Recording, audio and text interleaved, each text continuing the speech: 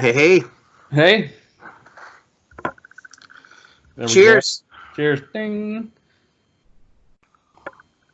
I'm guessing you're drinking hazy IPA. That looks like hazy IPA. That's totally hazy. Yeah, it's like that unique color. It's like a little yeah, I don't know. It's almost Well, it's got the haziness, you know. You just yeah, like it is. It's just so hazy. Yeah, I guess that's just what it is. It's it hazy. almost looks like honey. Yeah, it's sweet. It's on the sweeter side. I like it. I mean, it's not like as hoppy as I usually like it because it's got a little hoppy, but it's not as, not like those super kick your butt hops. Hops, yeah. Cool. Okay. Well, I'll kick it off. Day 6, the weekend, Saturday. Both Chris and I don't have a big agenda plan, so this might be a quick one, and we're gonna wing it. But I think that's okay. Yeah, I have a couple sure. things to talk about. A couple things, but nothing major. But we have passed 300,000 cases worldwide. That's crazy. Awful. Yeah, and then something's going on in Italy, man. They are going like bonkers. Yeah, they're gonna So, break 5,000. so as They're far almost as at like 4,900 right now total. yeah, 800 in the last 24 hours. It's But let's toast to that. Toast to those guys. absolutely toast to Italy and all Get the 'em. medical Yeah, workers risking their lives. The medical workers who have died. It's just chaos over there. yeah, yeah. I hope they get that under control. That's just Yeah, scary, yeah, me too. scary, man. Scary and sad.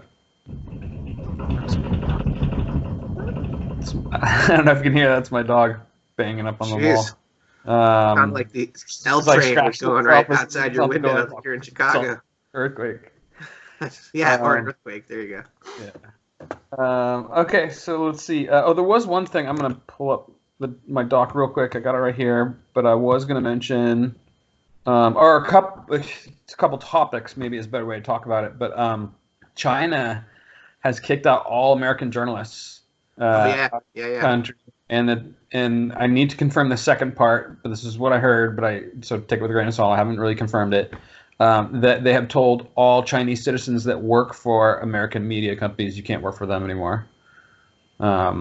So, Huh. Yeah. Well, we started by kicking out the journalist in the United States that worked for the CCP. So it's really really? the Chinese. Oh, I didn't know that. Yeah, but see, it was state, right? It was state. It wasn't any Chinese media. It was just state-run media. So there really isn't free press in China. So it was really the press that were run by the state interacting with our American press corps and the international press corps, and that just wasn't something that they wanted to continue with because they didn't feel that China's being honest. And Yeah. I don't think everyone thinks that. I don't know what the truth is. My first initial reaction, and who knows if this is right or not, so I have to kind of temper my suspicion, is that they have something going on in China. They don't want it. The numbers are higher than they are letting on, and they're trying to keep that under control. If that's the case, I don't know. I could totally be wrong. Who knows? But that's just kind of my first guess. But maybe I don't know. Maybe it's something else. Maybe they're angry at America because they think we're spinning it wrong or something like that. I'm not sure. Yeah, they're doing their typical, control thing.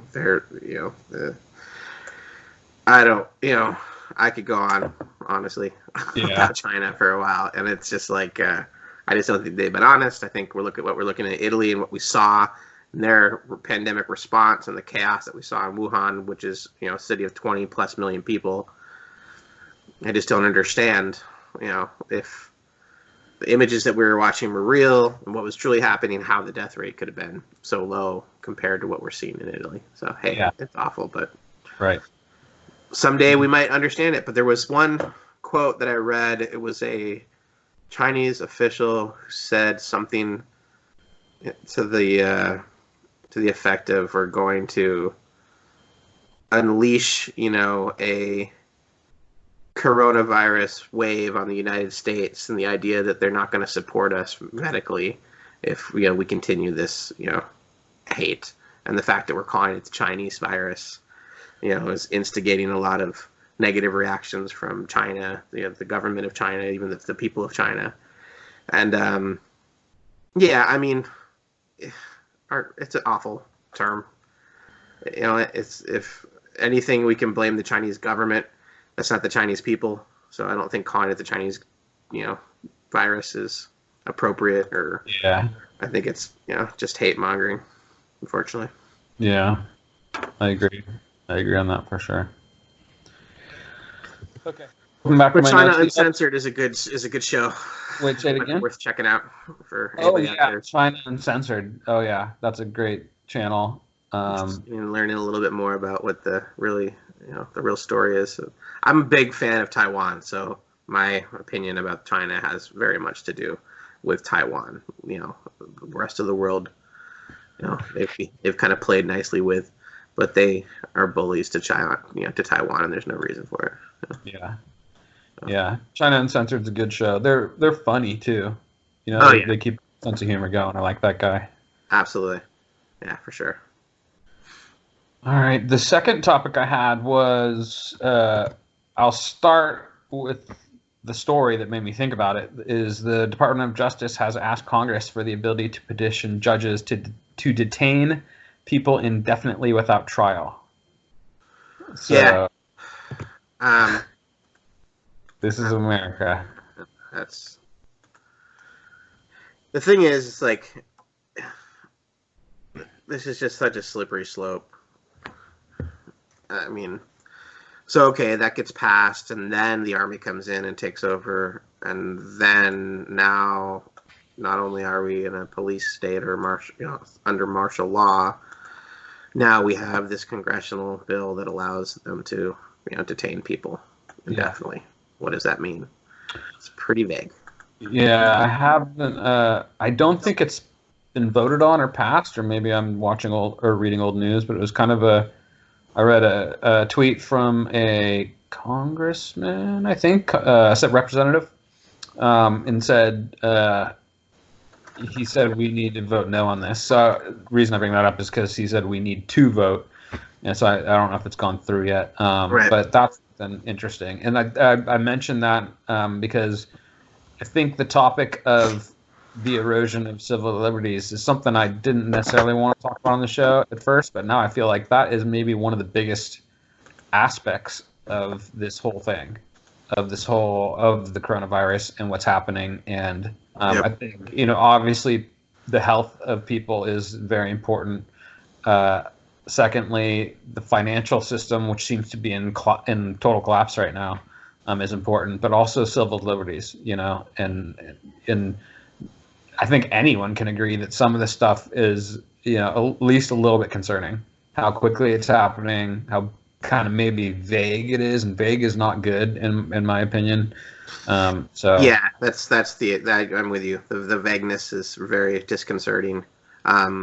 Yeah, we just all gotta hope for the best and hope that the people at the top make the right decisions, because there's two sides of the coin. There's everybody watching what's happening right now. The gun stores having lines out the door. The ability to understand what's going to happen in the next 90 days and what that means with all the people who have jobs and what that means from a standpoint of crime and people who are desperate.